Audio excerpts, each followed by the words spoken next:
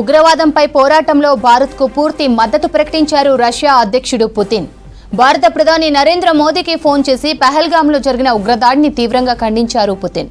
అమాయకుల ప్రాణ నష్టానికి ఆయన ప్రగాఢ సానుభూతి వ్యక్తం చేశారు. ఉగ్రవాదంపై పోరులో భారత్కు ఎప్పటికీ అండగా ఉంటామని హామీ ఇచ్చారు పుతిన్. ఉగ్రవాదంపై పోరాటంలో భారత్కు పూర్తి మద్దతు ప్రకటించారు రష్యా అధ్యక్షుడు పుతిన్. భారత ప్రధాని నరేంద్ర మోదీకి ఫోన్ చేసి పహల్గామ్లో జరిగిన ఉగ్రదాడిని తీవ్రంగా ఖండించారు పుతిన్. అమాయకుల ప్రాణ నష్టానికి ఆయన ప్రగాఢ సంతాపం వ్యక్తం చేశారు.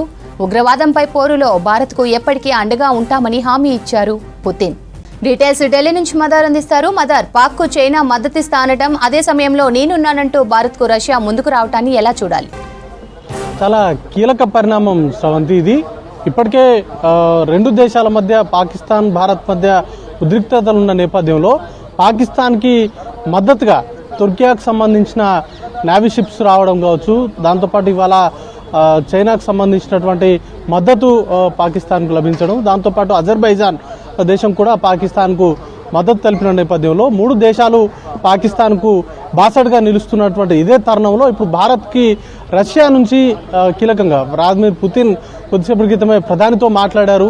కీలకంగా టెర్రరిజానికి సంబంధించి వ్యతిరేకంగా చేసేటువంటి పోరాటంలో అన్కండిషనల్ సపోర్ట్ అనేది కూడా భారత్కు ఇవ్వబోతున్నట్లుగా ఆయన మాట్లాడినటువంటి మాటలు కొంత బూస్టప్గానే మనం చూడాల్సి ఉంటుంది. రెండు దేశాల మధ్య ఇప్పటికే వ్యూహాత్మకంగా కావచ్చు, అలాగే ప్రత్యేకమైనటువంటి బంధాలు దేశం మధ్య ఉన్నాయి. రెండు దేశాల మధ్య వ్యాపార సంబంధాలు కావచ్చు, ఇవన్నీ కూడా చాలా బలంగా ఉన్నటువంటి ఈ నేపథ్యంలోనే ఈరోజు వ్లాదిమిర్ పుతిన్ ఉగ్రవాదానికి సంబంధించి ఖచ్చితంగా భారత్ చేపట్టేటువంటి దాంట్లో ఖచ్చితంగా వారికి అన్కండిషనల్గా సపోర్ట్ అనేది కూడా ఇస్తామంటూ కూడా ప్రకటించడం, అలాగే భవిష్యత్తులో రెండు దేశాల మధ్య ప్రస్తుతం ఉన్నటువంటి సత్సంబంధాలను కొనసాగింపుకు సంబంధించి పూర్తిగా రెండు దేశాలకు సంబంధించినటువంటి ఇరు నేతలు కూడా అంగీకారం అనేది కూడా తెలిపారు.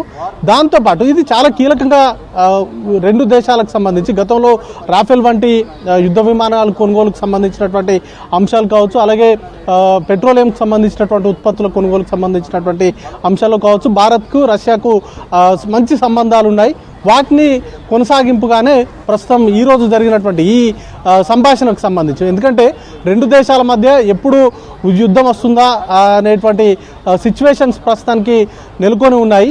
ఇప్పటికే మన దేశానికి సంబంధించి పూర్తి స్థాయిలో సన్నద్ధత అనేది కూడా ఏర్పాట్లకు సంబంధించినటువంటి జరుగుతూ ఉంటే, ప్రపంచ దేశాలకు సంబంధించి భారత్కు ఓపెన్గా చేసేటువంటి ఇప్పటివరకు అందరూ కూడా ప్రపంచ దేశాలకు సంబంధించిన నాయకులు మాట్లాడినటువంటి సందర్భాల్లో కేవలం సంతాపాన్ని తెలియజేశారు, బట్ ఓపెన్గా మద్దతునైతే తెలుపలేదు.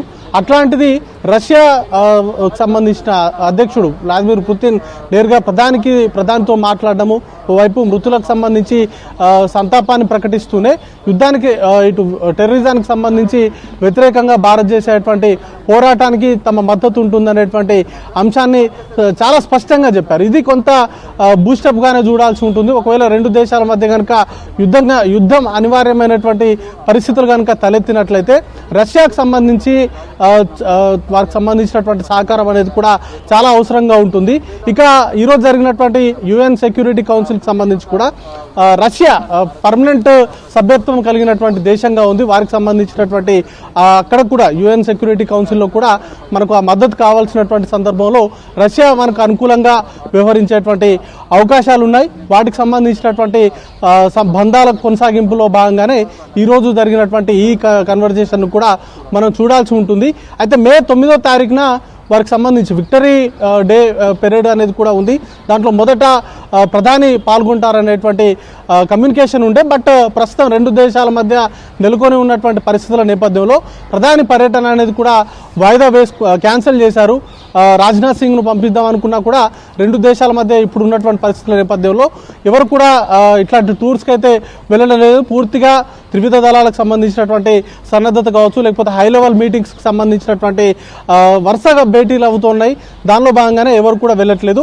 అయితే ఈ సంవత్సరం 90వ విక్టరీ డేస్ దేశంలో నిర్వహించాలి. అలాగే రెండు దేశాలకు సంబంధించి వార్షిక సమావేశాన్ని కూడా భారత్లో నిర్వహించాలని మన గవర్నమెంట్ భావిస్తూ ఉంది. దానికి సంబంధించి పాల్గొనాల్సిందిగా వ్లాదిమిర్ పుతిన్కి ఆహ్వానం అనేది కూడా అందించారు. దానికి ఆయన సానుకూలంగా కూడా స్పందించినట్టుగా మన భారత విదేశాంగ శాఖకు సంబంధించి అఫీషియల్ ట్విట్టర్ హ్యాండిల్లో వారు పోస్ట్ అనేది కూడా చేశారు. మొత్తంగా ఇప్పుడున్నటువంటి హైటెన్షన్ వాతావరణంలో భారత్కి రష్యాకు మద్దతు తెలుపుతూ వ్లాదిమిర్ పుతిన్ ఫోన్ చేయడం అనేది కూడా చాలా కీలకమైనటువంటి పరిణామంగానే భావించాల్సి ఉంటుంది. ఇక ప్రపంచ దేశాలు కూడా ఒక్కొక్కరుగా స్పందిస్తూ ఉన్నారు. ఇటు పాకిస్తాన్కి అనుకూలంగా ఉన్నటువంటి దేశాలు వారి మద్దతు పాకిస్తాన్కు తెలుపుతూ ఉంటే భారత్ తోటి ప్రస్తుతం ఏకైక దేశంగా రష్యా ప్రస్తుతానికి ఓపెన్గానే భారత్కు అన్కండిషనల్ సపోర్ట్ అనేది కూడా ప్రకటించింది. మిగతా దేశాలు కూడా టెర్రరిజానికి వ్యతిరేకంగా చేసేటువంటి పోరాటానికి మద్దతుగా నిలవాలంటూ కూడా భారత్ పిలుపునిస్తూ ఉంది.